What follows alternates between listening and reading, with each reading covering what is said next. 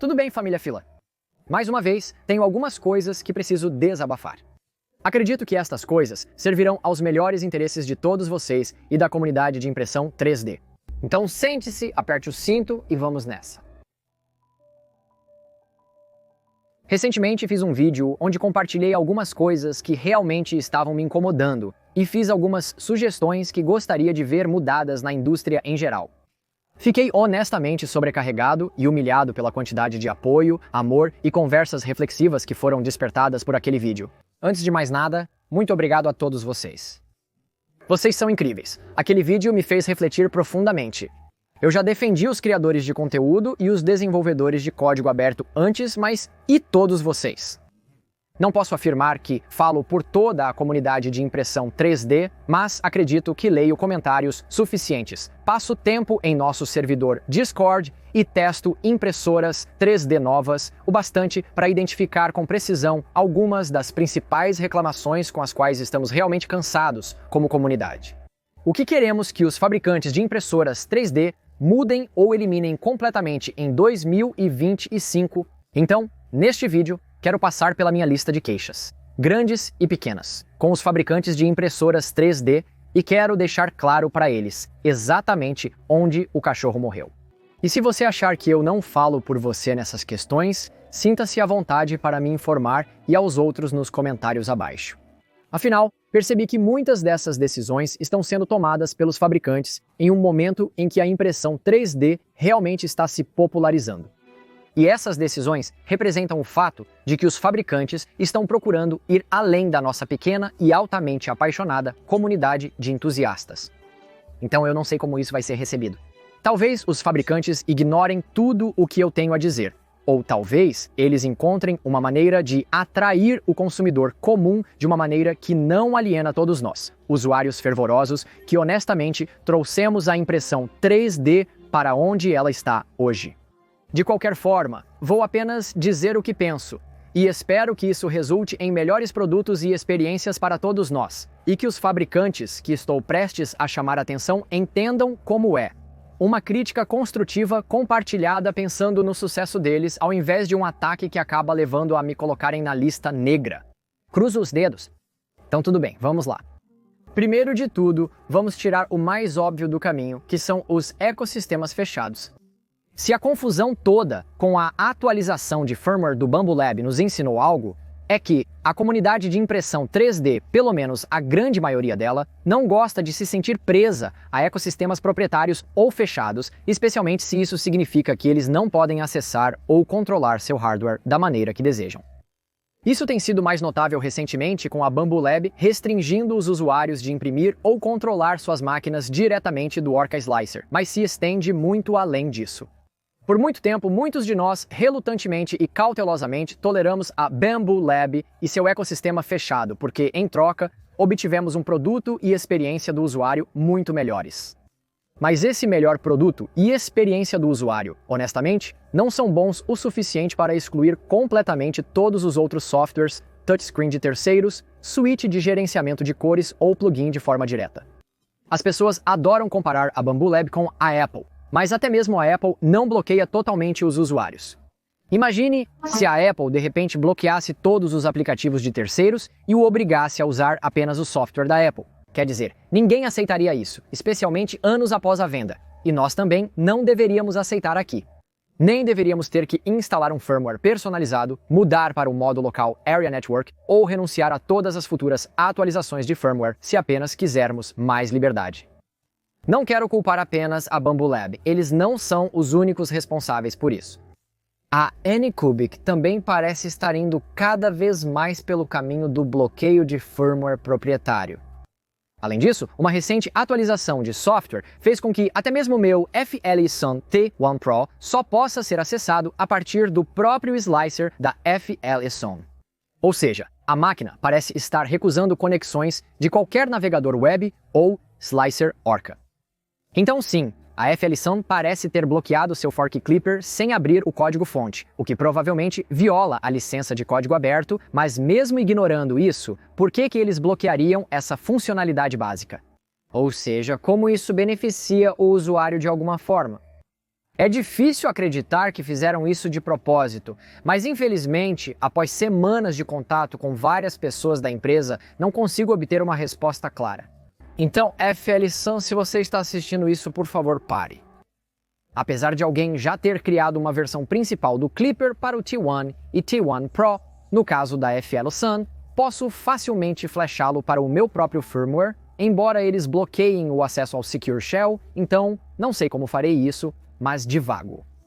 Para resumir este primeiro ponto, queremos usar nosso hardware com qualquer software ou plugins que desejamos, sem restrições ou limitações quanto a quais plugins ou até mesmo hardware de terceiros podemos conectar a ele.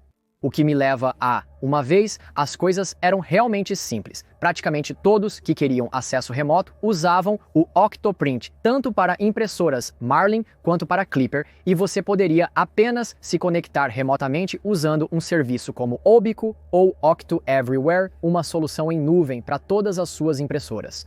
Mas hoje, e isso pode ser apenas eu, com tantos tipos diferentes de impressoras, embora eu saiba que a maioria de vocês tem mais de uma impressora, toda essa coisa se tornou um grande incômodo. Você tem Creality Cloud, Anycubic Cloud, Prusa Connect, Bamboo Cloud.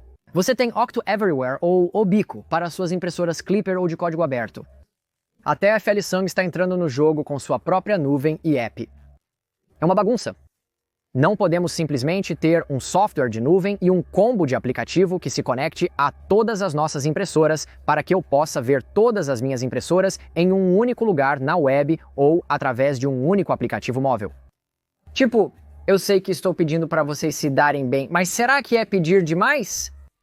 Sim, existem soluções de gerenciamento de fazendas que se conectam à maioria delas, e o Octo Everywhere também pode se conectar a muitas, mas não a todas. Então eu acabo tendo 10 aplicativos móveis diferentes e preciso ir a vários sites diferentes, ou aplicativos de desktop ou fatiadores para poder imprimir remotamente. E se, em vez disso, todos esses fabricantes simplesmente abrissem seu próprio acesso à interface de programação de aplicações para as impressoras, permitindo que alguém como o Octo Everywhere se conectasse a todas as impressoras. Não apenas impressoras Clipper e Octoprint, mas todas elas. Estou olhando para você, Anycubic, Cobra S1 Creality K2 e FL Sun T1 Pro? Mesmo empresas com excelentes suítes em nuvem e aplicativos móveis, como Bamboo Lab ou Prusa, poderiam se beneficiar ao permitir que usuários gerenciem suas impressoras remotamente usando aplicativos ou nuvens de terceiros, se desejarem. Mas o principal benefício de criar uma interface de programação de aplicações aberta seria para o meu próximo ponto. É neste ponto, então, que vamos falar sobre o grande assunto. Na verdade, eu chamaria isso de ponto central de todo este vídeo. O principal motivo pelo qual senti que precisava desabafar e tirar isso do peito. E esse ponto é que os fatiadores renomeados ouvem todos vocês que trabalham em uma fabricante de impressoras 3D, olhem para mim, venham aqui, cheguem mais perto e ouçam. Realmente ouçam. Ninguém, e eu quero dizer, ninguém quer o seu fatiador de marca ruim e repaginado. Sério? Ninguém. Olha, eu entendo. Ok, Bamboo Lab e Prusa, os líderes da indústria, eles têm seus próprios fatiadores. Compreendo que vocês desejam proporcionar um ecossistema completo aos seus usuários. E eu sei que muitos de vocês adotaram o fatiador Orca de uma maneira, bifurcando-o em vez de, digamos, o fatiador Prusa. Mas me escute e realmente me ouça nisso. Ninguém quer o seu fatiador Heskin. Pare de pegar o fatiador Orca, piorá-lo, retirar funcionalidades e nos forçar a instalar mais um programa. Acho que neste caso, posso falar literalmente por todo o mercado de impressão 3D quando digo apenas pare. Pare com isso agora mesmo. Em vez de criar seu próprio ramo, aqui está o que queremos que você faça. Contribua para o próprio Orca Slicer.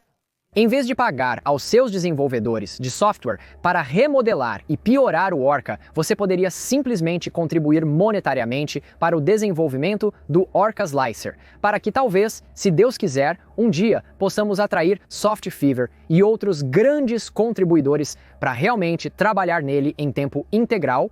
Ou, se você quiser manter seus próprios desenvolvedores de software na equipe, sem problemas, faça com que eles submetam alterações ao Orca Slicer principal. Em outras palavras, pare de investir recursos em remodelar seus próprios slicers de marca, porque ninguém os quer.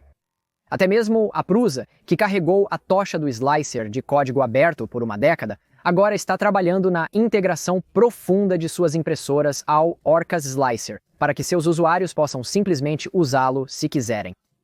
Isso não significa que eles abandonarão o Prusa Slicer, mas a escrita está na parede e o restante de vocês definitivamente deve prestar atenção. O povo falou.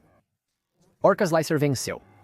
Na verdade, vou até dizer agora que não quero nenhuma impressora que não funcione com o Orchid Slicer diretamente da caixa. E não apenas fatiando também. Estou falando de impressão local, área network e remota, acesso à nuvem, visualização do painel dentro do fatiador, mapeamento de filamentos para impressões multicoloridas, tudo isso. Então faça o que você precisa fazer, mas a partir de agora, não nos peça para baixar seu fatiador proprietário. Deus, estou muito aliviado por ter desabafado. Mas enquanto falamos sobre o fatiador, eis outra coisa que me irrita muito. Conseguindo uma impressora nova e maravilhosa, com um perfil de impressão para um tamanho de bocal e apenas 5 perfis de filamento para os filamentos mais básicos. Já falei sobre isso muitas vezes, então não entrarei em detalhes. Mas um perfil de impressão não é suficiente. Se vocês querem tanto emular a Prusa e o Bambu Lab, não criem seus próprios fatiadores e aplicativos móveis, mas sim uma infinidade de perfis de impressão. Quero perfis rápidos e fortes, com 4 a 5 alturas de camada distintas. Eu quero uma ampla gama de tamanhos de bico. Se você vende bicos de 0,6 e 0,8 mm, eu deveria poder baixar e importar uma gama completa de perfis de impressão para esses tamanhos desde o dia em que a impressora é enviada, não 3 meses depois. E nem me peça para falar sobre filamentos. Vocês estão enviando impressoras que podem imprimir os materiais mais complexos e desafiadores do mundo, como PPS-CF e até mesmo PIC. Mas eu recebo 4 ou 5 perfis de filamento patéticos. Não, mano, isso não é tudo. Se sua impressora pode imprimir, então queremos perfis para isso. E olha, eu entendo, existem cerca de 10 mil marcas diferentes de filamento por aí e você não pode ser esperado para testar e criar perfis para todos eles. Mas pelo menos me dê um ponto de partida para cada tipo de material. PLA, PLA Pro, PLA Matte, PLA Silk, PLA CF e então PTG, PTG CF, etc, etc. Tudo até PA, PA6, PA12, PA, CF, PCCF, PP6, CF, PETCF, tudo isso. Aqui, fabricantes, vou deixar vocês por dentro de um pequeno segredo para ajudá-los a se adiantar nesse processo. Uma das vantagens que ofereço aos meus apoiadores no Patreon e uma das principais razões pelas quais as pessoas se inscrevem é pelos perfis de filamento e impressora que forneço para o Orca Slicer, incluindo perfis para impressoras ainda não lançadas. Bem, é realmente muito fácil, e eu vou contar para vocês como eu faço isso. Basicamente, eu entro no Prusa Slicer e no Bambu Studio e olho os perfis de impressão e filamento deles, e copio isso como uma linha de base inicial. E então eu ajusto usando o bom senso. Se eu souber que uma impressora tem um hot end de alto fluxo, aumentarei as velocidades e as proporções de fluxo. E 9 vezes de 10 leva cerca de 1 ou 2 rodadas de revisões e impressões de teste antes que o perfil esteja quase perfeito. Se vocês colocassem alguns desses desenvolvedores de software ocupados personalizando o Orca Slicer para testar uma ampla gama de materiais e perfis de impressão, poderiam ter uma biblioteca completa pronta no lançamento, evitando que os usuários precisassem criar seus próprios perfis. Então, novamente, apenas faça isso, o que me leva à minha próxima reclamação, que são os bicos de bronze. Atualmente, na impressão 3D, um consumidor pode gastar de $R$ americano 299 a $R$ americano 450 e obter uma máquina incrivelmente capaz que atinge 320 graus Celsius para a extremidade quente e 120 graus Celsius para a cama de calor. Enquanto que, até mesmo 2 anos atrás, você tinha que gastar $1.000 ou mais para chegar perto dessas temperaturas. Por menos de US$ americano 400, você já está no território PCCF e PPS-CF. Apesar disso, várias impressoras ainda são enviadas com bicos de latão. Mas como minha mãe brincou ao ouvir sobre essa frustração, a única coisa que queremos de latão são nossas bolas. Algumas empresas, é claro, já descobriram isso. Desde o K1C e agora o K2, mais a Creality está enviando suas impressoras mais capazes apenas com bicos de aço endurecido. A Elegoo fez o mesmo com o Elegoo Centauri Carbon. Outras empresas, como a Sovel, estão incluindo bicos endurecidos e regulares na caixa. Mas ainda mais, desde a Anycubic até a Prusa, estão enviando de latão. Entendo, pessoal. A competição está intensa. Você está tentando competir em um mercado muito difícil em termos de preço e cada dólar conta. Mas, no mínimo, ofereça na página de checkout como $10 ou $20. Atualização.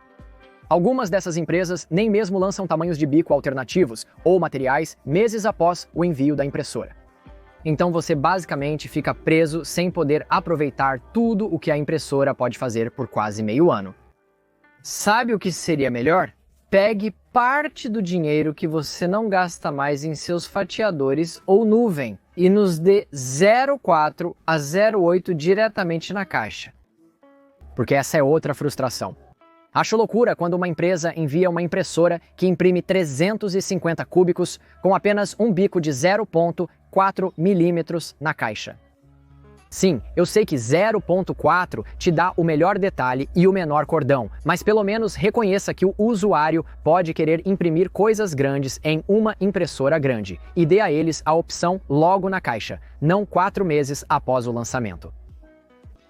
Então, falamos sobre bicos de latão. Agora, vamos falar sobre outra medida de corte de custos que, honestamente, tem que parar. Sensores baratos de fim de filamento. A simples detecção de esgotamento simplesmente não é suficiente.